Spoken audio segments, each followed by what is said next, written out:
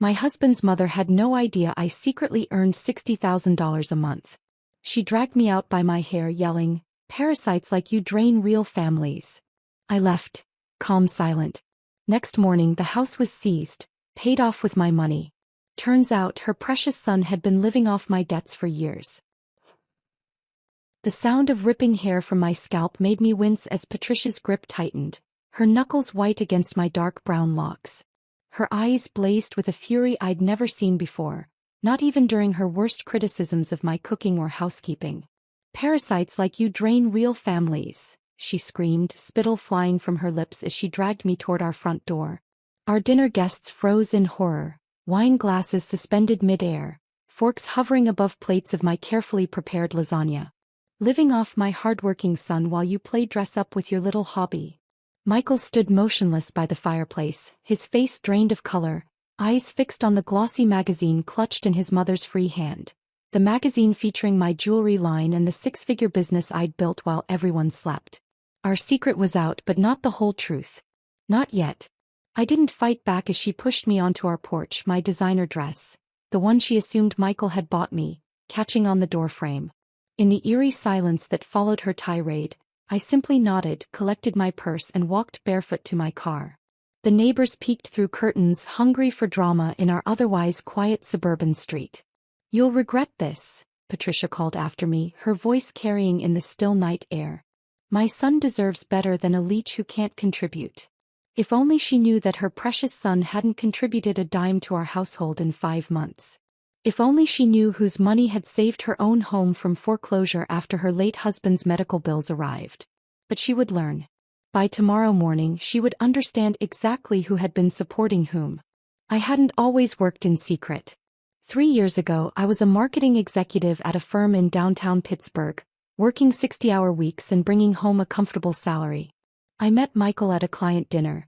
He was the accountant handling their books, with kind eyes and a quiet confidence that balanced my more outspoken nature. Our courtship was a whirlwind, and within 6 months, we were planning our wedding. "You'll be such a wonderful provider," his mother had gushed during our engagement party, patting her son's arm while barely acknowledging my career. "Lauren can finally slow down and focus on building a real home." Michael had squeezed my hand under the table, a silent apology for his mother's traditional views. "Mom, Lauren loves her job," he'd said, defending me with the strength that made me fall for him in the first place. "We're partners in this." But partnerships require honesty, something I discovered was in short supply after the honeymoon ended. The corporate burnout hit me 3 months into our marriage. After a panic attack in the office bathroom and a doctor's warning about stress-induced health problems, I made the difficult decision to resign. That same week, while organizing our home office, I found a small box of my grandmother's vintage jewelry that I'd inherited years ago. On a whim, I redesigned a few pieces, taught myself wire wrapping techniques through YouTube videos, and listed 3 items on an online marketplace. They sold within hours. A seed of an idea took root. Maybe this could be my bridge until I found another corporate position. Every night after Michael fell asleep, I would slip out of bed and work at our kitchen table, designing pieces that combined vintage elements with modern aesthetics. When my first month's sales hit $3,000, I was thrilled but hesitant to share the news. Michael had been so proud of being our primary provider, and his mother's voice seemed to echo in our home. A wife's little hobbies weren't real work. So I kept it quiet, treating it as something small and inconsequential, even as my sales doubled then tripled. I converted our guest bedroom into a studio when Michael was at work, telling him I was just organizing my craft supplies. He barely noticed, preoccupied with mounting pressure at his accounting firm where rumors of layoffs had everyone on edge. Then came the Tuesday that changed everything. Michael came home early, his shoulders slumped, a cardboard box of desk items in his arms. "Budget cuts," he mumbled, not meeting my eyes. "They let go of our entire department." I held him as he cried that night, assuring him everything would be fine, that we had savings, that he'd find something better. The next morning, though, something strange happened. He got up at his usual time, put on his work clothes, kissed me goodbye and left with his briefcase. For 3 days I said nothing, assuming he was interviewing. On the 4th day I called his cell during lunch to wish him luck, and he answered with background noise that sounded suspiciously like our local coffee shop. "Can't talk now, in a meeting," he whispered before hanging up. The deception became clear at Simmons' grocery 2 weeks later. I was selecting avocados when someone tapped my shoulder. Diane from Michael's office holiday party. "Lauren, how are you holding up?" she asked, genuine concern in her eyes. The layoffs were so sudden. Jim and I were talking about organizing a support dinner for all the families affected. I maintained my composure somehow, smiling through the revelation. "That's thoughtful. We're managing one day at a time." That night, as Michael pretended to share stories from his non-existent workday, I made a decision. I wouldn't confront him. His pride was already wounded enough. Instead, I would scale my business to support us both while maintaining the illusion that his severance and unemployment were covering our expenses. I worked with renewed purpose, expanding my jewelry line, hiring a virtual assistant who never knew my real name, and setting up dropshipments so suppliers never came to our door. When my monthly revenue hit $25,000, I opened a separate bank account and arranged for our mortgage, utilities, and credit card bills to be paid automatically from it. Meanwhile, Michael's mother Patricia increased her visits, always making comments about my expensive taste and questioning whether we should be living more frugally on one income. If only she knew that one income was keeping us afloat, and it wasn't her son's. "I don't know how you afford those shoes on Michael's salary," she remarked one afternoon, eyeing my designer heels, purchased with my own earnings but worn only when I had a believable excuse. "Michael deserves his small indulgences," I replied with a practiced smile. "He works so hard for us." The threads of our mutual deception were weaving a tapestry that would soon unravel in ways none of us could imagine. As I drove away from our house that night, Patricia's words still ringing in my ears, I knew the time for secrets was finally over. I spent that night at Sarah's house, staring at her guest room ceiling until dawn broke through pale curtains. My phone buzzed relentlessly with Michael's texts, first apologetic, then desperate, finally angry that I'd humiliated him by walking out. Not once did he mention his mother dragging me by my hair in front of our friends. His silence on that spoke volumes. Sunday arrived with dreaded predictability. Patricia's standing invitation for Sunday dinner remained the one sacred commitment in Michael's calendar. Unemployment and alcoholism be damned. I'd spent 3 years of Sundays in her formal dining room, each visit more excruciating than the last. "You're not seriously considering going today?" Sarah asked, handing me coffee in her chipped mug that read, "World's okayest friend." "After what happened?" "If I don't show, she wins," I said simply. "Besides, appearances matter to Patricia more than anything. She'll expect us to pretend nothing happened." And I was right. When Michael picked me up, his eyes bloodshot and hands trembling slightly, the only acknowledgement of the previous night's disaster was his mumbled, "Mom says she got carried away, but she stands by what she said." Patricia's pristine colonial home loomed at the end of her maple-lined driveway, a monument to the proper family she believed herself to preside over. The dining room table was set with her wedding china, the faded blue pattern that she reminded me monthly would someday belong to Michael's wife. "Lauren," she greeted me with air kisses as if she hadn't called me a parasite 20 hours earlier. "That dress is certainly bold for a family dinner. I suppose those online fashion sites make everything look more appropriate than it is." I smiled tightly, the designer dress I'd bought with my own money suddenly feeling like armor rather than something to apologize for. "Michael mentioned you made the salad," she continued, inspecting the bowl I'd brought. "A bit heavy on the vinegar, but it will do. Not everyone has the gift of cooking." Michael refilled his whiskey tumbler for the 3rd time before we'd even sat down. These days he carried a flask to his fake job interviews. His once bright eyes had dulled, and the strong jawline that had attracted me was softening under a neglected beard. While I worked through the night filling orders, he passed out on the couch watching reruns, the job search websites forgotten on his laptop. Every morning he still maintained the charade, pressing his shirts, carrying his father's old briefcase, kissing me goodbye.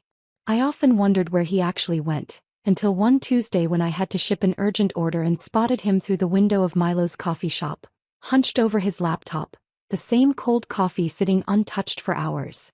The fork clinked against Patricia's china as she set it down deliberately. "Michael tells me the Henderson account is going splendidly. They're lucky to have you managing their portfolio, sweetheart." Michael nodded mechanically. "Just doing my job, Mom." I focused on my roast beef, perfectly medium rare as Patricia served it every Sunday for 25 years. The familiar knot of complicity tightened in my stomach. How long could we maintain this elaborate fiction? Later that week, everything changed. A lifestyle influencer with 3 million followers shared a photo wearing my moonstone and silver statement necklace. By morning, my online store had crashed from traffic, and when it came back online, I sold out of every piece within hours. My phone notifications became a constant symphony of order confirmations. The viral post pushed my monthly revenue to $60,000. More than Michael had ever made at his accounting job. I needed real help, not just my virtual assistant. After careful consideration, I rented a small workshop space in an industrial building 20 minutes from our neighborhood. I hired 2 local artisans under strict NDAs, explaining that my husband's family was traditional and would disapprove of my business.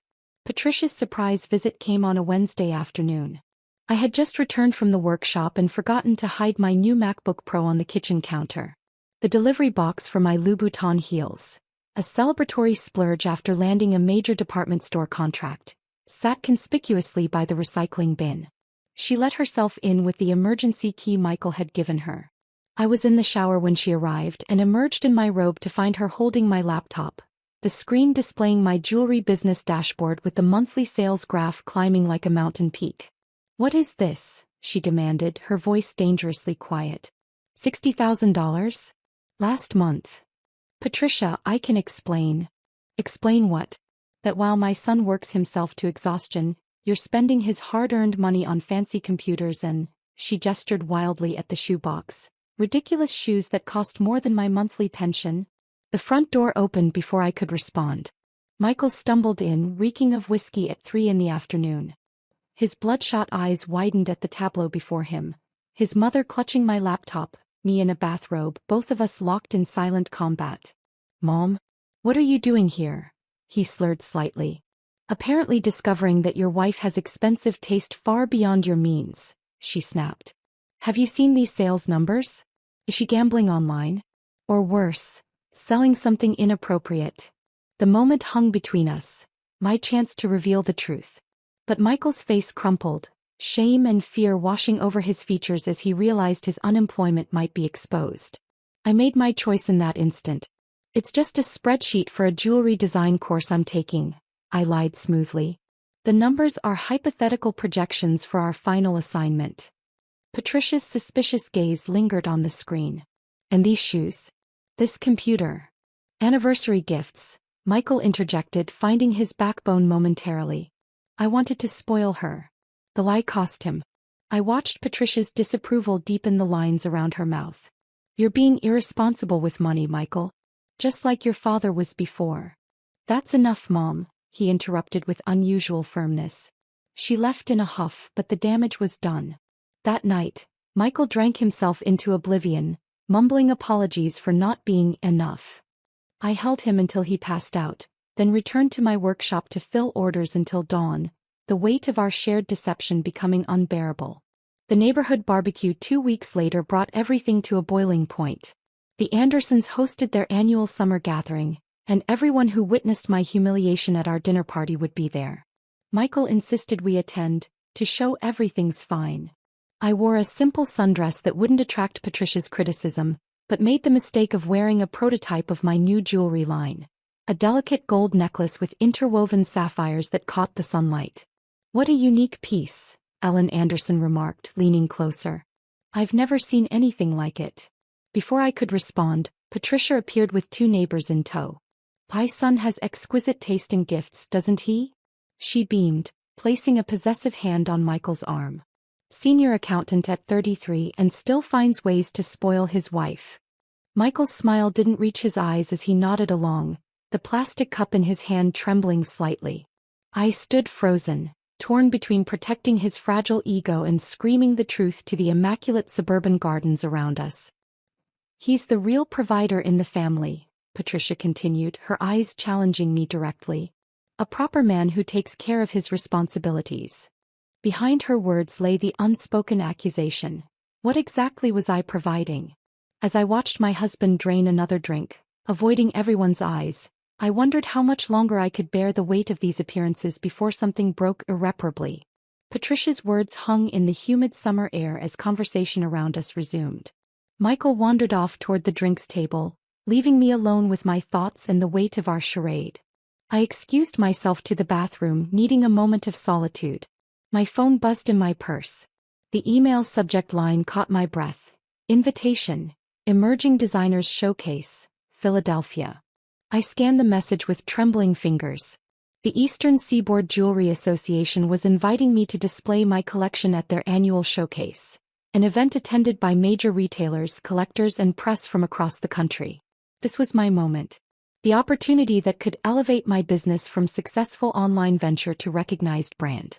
All I needed to do was accept and destroy the fragile illusion we'd built. My name would be printed in programs, displayed on banners. Photographs would appear in trade publications. There would be no hiding behind an anonymous business identity anymore. Everyone would know. Michael, Patricia, our entire social circle. I splashed cold water on my face and rejoined the barbecue, the email burning a hole in my consciousness. Michael was now slumped in an Adirondack chair, eyes unfocused as he listened to Dave Anderson talk about his latest golf game. I slipped my hand into his. Ready to head home? I asked softly. He nodded, relief washing over his features. The walk home was silent, the weight of pretense exhausting us both. While Michael fell into bed still fully clothed, I stayed up, staring at the invitation, cursor hovering over the accept button until sunrise streaked the sky with pink. 3 days later, I arrived home from my workshop to find Michael sitting at our kitchen island, my business bank statements spread before him. His face was ashen, hands gripping a half-empty whiskey glass. The statement showing last month's $63,420 revenue lay directly in front of him. I was looking for our tax returns, he said, voice hollow. The drawer was unlocked. I set down my bag slowly. Michael. $63,000. He looked up, eyes red-rimmed. In 1 month. While I've been pretending to have a job I lost months ago. I wanted to tell you, I said, sitting beside him. I just didn't know how. How long? He asked. How long have you been supporting us? 5 months, I admitted. Since your layoff. A sound escaped him, half laugh, half sob. All this time I thought I was protecting you from the truth. He gestured wildly at the statements. But you've been carrying us both. And I've been, what? A pathetic fraud. No, I insisted, taking his hands. You were hurt. I understand that. My mother can never know, he whispered, suddenly gripping my fingers with desperate strength. Lauren promised me. If she found out I wasn't providing for my family, that my wife was the breadwinner, she'd. He couldn't finish the sentence, but I understood. Patricia's entire identity was wrapped in traditional gender roles and appearances. Her son's perceived success was her own validation. His failure would destroy her carefully constructed reality. I got invited to a design showcase, I said quietly. It could change everything for the business. Terror flashed across his face. You can't. Lauren, please. Not yet. I nodded, swallowing my disappointment. That night, I declined the invitation, citing scheduling conflicts. Another sacrifice on the altar of appearances. The following weeks brought new tensions. Patricia's suspicions about our lifestyle didn't abate. When I traded in my 5-year-old sedan for a modest luxury SUV, a necessary upgrade to transport my jewelry inventory, her eyes narrowed during her next visit. Moving up in the world, aren't we? She remarked, running a manicured finger along the leather dashboard. Michael must be doing very well indeed. 2 days later, Sarah called me over for coffee, her expression troubled. You need to know what's being said, she began hesitantly. Patricia told the book club you married Michael for his money. She's suggesting you're pressuring him to live beyond his means. I set down my cup. She called me a gold digger? The irony was almost laughable. Not in those exact words, Sarah hedged. But she made it clear she thinks you're taking advantage of him. She reached across the table. Lauren, this is eating you alive. I see how exhausted you are working all night maintaining this pretense. When are you going to tell the truth? It's not my truth to tell, I said softly. It's Michael's. Sarah had been my confidant since I moved my workshop operations out of our home. She'd helped me load inventory into my car on days when Michael went to his mother's. She'd listened as I vented my frustrations, always offering a sympathetic ear and never judgment. At least consider talking to someone professional, she suggested. This level of stress isn't sustainable. He was right. The migraines had started 2 months ago, blinding pain that arrived with the pressure of maintaining our facade. Sleep had become a luxury between filling orders and worrying about Michael's increasing dependence on alcohol. The charity gala for children's cancer research arrived in early autumn. Michael had sobered up for the occasion, determined to network with former colleagues who might offer job leads. I wore a simple black dress that even Patricia couldn't criticize, accessorized with my latest design. A statement necklace featuring cascading opals set in rose gold. "That piece is extraordinary," a woman commented during cocktail hour, extending her hand. "I'm Elaine Winters, fashion editor at Style Monthly." My heart skipped. "Lauren Thompson. Thank you, it's one of my own designs." "You're a designer?" Her interest piqued immediately. "The craftsmanship is museum quality. Do you have a collection?" Before I could answer, Patricia materialized at my elbow, champagne flute in hand. "Lauren dabbles in crafts," she interjected dismissively. "Just a little hobby." Elaine's perfectly arched eyebrow rose. "This goes well beyond dabbling. I'd love to feature your work in our Emerging Artisans spread next month." Patricia's face tightened as Elaine handed me her business card. "Call my office Monday. We'll set up a proper interview and photo shoot." As Elaine walked away, Patricia turned to me, voice low and dangerous. "What game are you playing, Lauren? First the car, now this? Do you think people won't talk about where the money's coming from?" "What exactly are you implying?" I asked, my patience finally fraying. "I'm saying appearances matter," she hissed. "And something doesn't add up about yours." I spotted Michael across the room, watching our exchange with naked anxiety. The facade was cracking, hairline fractures spreading through our carefully constructed image. One push and the entire structure would collapse around us. That night, after Michael had fallen asleep, I called the number on Elaine's card and left a message accepting her offer. The time for hiding was over. Whatever came next, I would face it standing in my truth, even if it meant walking alone. 3 weeks after my late-night call to Elaine, life continued in its precarious balance. Michael had landed 2 job interviews, real ones this time, and was drinking less. My workshop had expanded to include a 3rd assistant. The photo shoot for Style Monthly had gone smoothly, with Elaine gushing over each piece in my collection. For a brief moment, I allowed myself to hope that perhaps we could transition into honesty without catastrophe. Then came Thursday. I was packaging orders when Sarah called, her voice unnaturally tight. "Lauren, you need to prepare yourself. Patricia knows." My hands froze mid-fold on tissue paper. "Knows what exactly?" "Everything." The new issue of Style Monthly was delivered to Haute Cut's salon this morning. Patricia was under the dryer when her stylist brought it to her, gushing about how she knew someone featured inside. Sarah paused. "The headline calls you jewelry's rising star, and mentions your $60,000 monthly revenue." Cold dread pooled in my stomach. Where is she now? She left the salon 20 minutes ago. Her hair was still wet. I thanked Sarah and immediately called Michael, who was supposedly at a job interview but more likely at his usual coffee shop. No answer. I texted, *, your mother saw the magazine feature. She knows about my business. Call me immediately. *. Within seconds my phone lit up. What magazine? What have you done? Michael's voice was panicked, the background noise suggesting he was indeed at Milo's coffee. Style Monthly. The interview I mentioned from the gala. I kept my voice steady.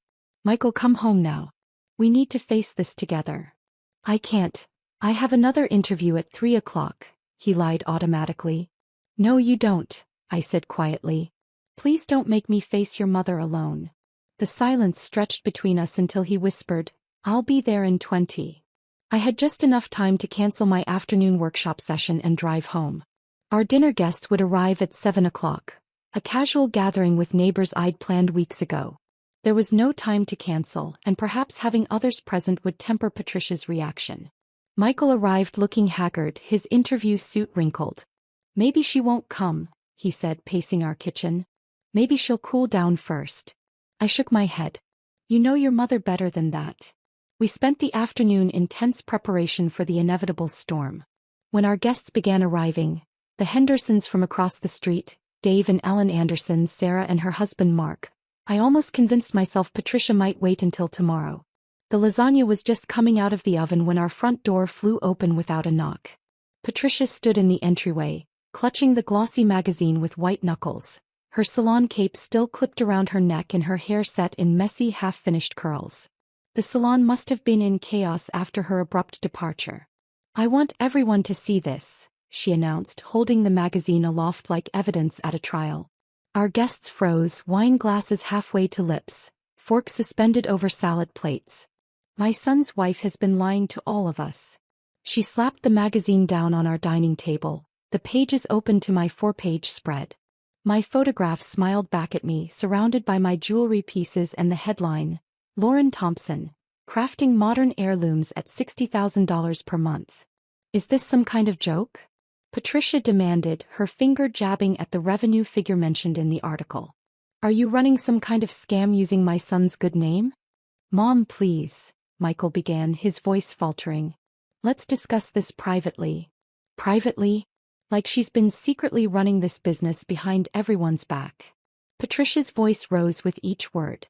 "While you work yourself to exhaustion providing for her, she's been what? Playing entrepreneur. Taking credit for your success." The irony of her accusations might have been comical if not for the venom in her voice. I stepped forward, determined to end the charade once and for all. "Patricia, that money is mine. The business is mine. I built it from nothing over the past 3 years. I kept my voice level, dignified. There's been no scam, just hard work." Her eyes narrowed to slits. "You expect us to believe you've been earning 5 times what my son makes while pretending to be a housewife? What kind of fool do you take me for?" The room had gone deathly quiet. Even Sarah, who knew the truth, seemed unable to intervene in the face of Patricia's fury. "Mom," Michael said, moving between us, "Lauren's telling the truth." He swallowed hard. "In fact, she's been supporting us both since I lost my job 5 months ago." The confession hung in the air like shattered glass. Patricia's face contorted in disbelief. "What did you say?" she whispered. "I was laid off in April," he continued, his voice gathering strength. "Lauren's jewelry business has paid our mortgage, our bills, everything while I've been looking for work." For a moment, Patricia stood motionless, processing this betrayal of her worldview. Then she lunged forward with surprising speed, her hand tangling in my hair before anyone could react. "Parasites like you drain real families," she screamed, dragging me toward the door with shocking strength. The pain brought tears to my eyes as she yanked harder. "Pretending to be successful when you're living off my son and making him lie to cover your pathetic little business." Our dinner guests watched in horror as she shoved me onto the porch. "You manipulated him into this lie, didn't you? Made him feel so worthless he had to pretend." I looked past her to Michael, silently pleading for intervention. He stood frozen by the fireplace, shame and fear paralyzing him. Our eyes met briefly before he looked away, choosing self-preservation over defense of his wife. In that moment I knew our marriage was over. "You'll regret this," Patricia called as I walked calmly to my car, barefoot and dignified despite the throbbing pain in my scalp. "My son deserves better than a leech who can't contribute." I drove straight to Sarah's house, knowing she would follow as soon as she could gracefully exit the disaster unfolding in my dining room. Her guest room was already familiar territory from my previous retreat after Patricia's outbursts. While waiting for Sarah, I made 3 calls, to my lawyer, my financial advisor, and a locksmith. The time for half measures and secret-keeping had passed. By morning, both Patricia and Michael would understand exactly who had been supporting whom and at what cost. As I set my phone down, a strange calm settled over me. The facade had finally shattered completely, leaving only truth in its wake. Whatever came next would at least be honest. Sarah arrived home an hour after I did, her face flushed with indignation. "I've never seen anything so appalling in my life," she said, wrapping me in a hug. "Are you okay?" I nodded, gesturing to the paperwork spread across her guest bed. "I've been busy." She surveyed the documents, bank statements, property records, and a thick folder labeled Thompson Holdings LLC. "What is all this?" she asked. "The truth," I replied simply. "And tomorrow everyone will know it." I slept soundly for the first time in months, waking to dozens of missed calls and texts from Michael. I ignored them all and made coffee in Sarah's kitchen, reviewing my plan for the day ahead. "Are you sure about this?" Sarah asked, watching me apply makeup with steady hands. "It's not too late to handle things privately." Privacy allowed this situation to fester, I said. "It's time for transparency." At precisely 9 a.m. I pulled into our driveway. Michael's car was there, as was Patricia's. Perfect. The locksmith had already come and gone. The new keys sat heavy in my purse. I entered what had once been our home with calm purpose, finding Michael and Patricia in the kitchen. She was berating him about his unemployment while he stared hollow-eyed into a coffee cup. Both looked up when I entered, startled by my composed appearance after last night's drama. "Lauren," Michael began, rising quickly. "I'm so sorry about last night. Mom was just upset and—" "I came to drop these off," I interrupted, placing a thick manila envelope on the kitchen island. "You'll both want to review them." Patricia scoffed. "If you think some silly legal threats will intimidate me." "They're not threats," I said, maintaining eye contact. "They're mortgage statements. For both this house and yours, Patricia." Her hand froze mid-gesture. "What nonsense are you talking about?" I opened the envelope, removing 2 sets of documents. "These show all payments on both properties for the past 6 months. All made from my business account." Michael approached slowly, scanning the papers with growing disbelief. "But I thought the mortgage was on autopay from our joint account." "It was. Until the funds ran out 4 months ago." I kept my voice neutral, reciting facts rather than accusations. "When you started withdrawing from our savings for your daily expenses but weren't depositing anything, I adjusted the payments to come directly from my business." Patricia snatched the papers, her face reddening as she saw the truth in black and white. "This is some kind of trick," she sputtered. The doorbell rang. Perfect timing. "That would be the sheriff," I said quietly. "With eviction papers for your house, Patricia." Her face drained of color as Michael looked between us in confusion. "Eviction? Mom's house is paid off. Dad left it free and clear when he died." I shook my head gently. "Your father remortgaged the house to pay for his cancer treatments. The bank was foreclosing after 3 missed payments when I bought it through my business holding company 7 months ago." The sheriff's knock came more insistently. Michael opened the door to find not only the uniformed officer but 2 of our neighbors who had witnessed last night's scene, their curiosity bringing them outside to watch the morning's developments. "Patricia Hargrove?" the sheriff called out, official papers in hand. She appeared in the doorway like a cornered animal. "There's been a mistake," she insisted. "This is my house, my late husband's house." "Not according to county records, ma'am. This property belongs to Thompson Holdings LLC, and they've initiated eviction proceedings. You have 30 days to vacate." Patricia turned to me, comprehension dawning in her eyes.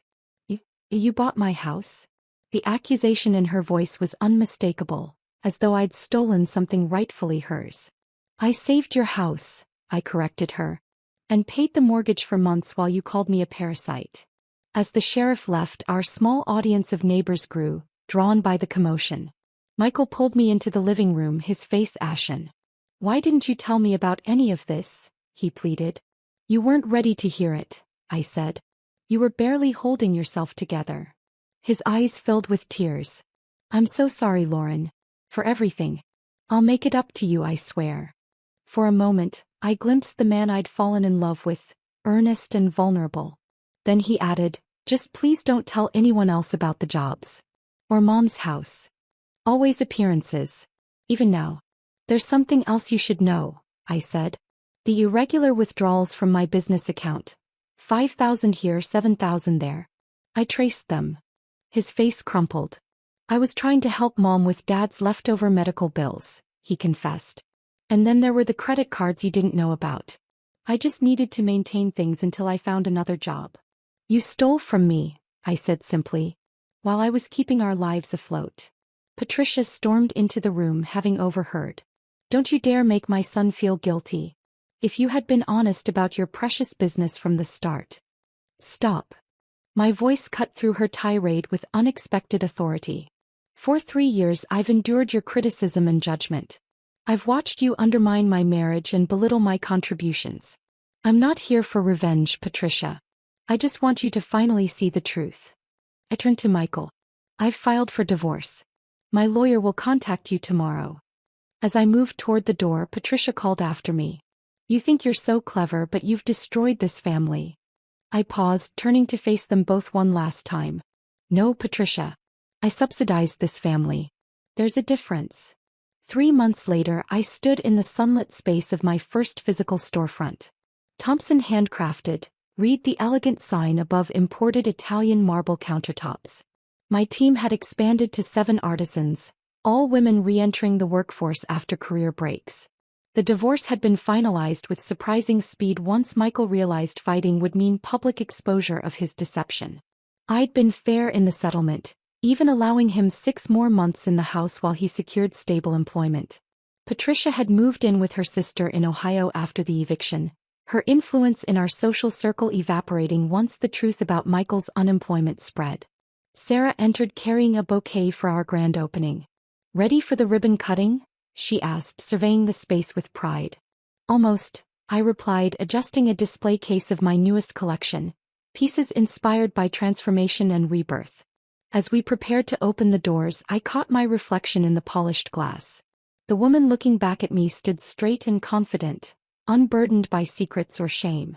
The weight of appearances had been replaced by something infinitely more valuable: authenticity.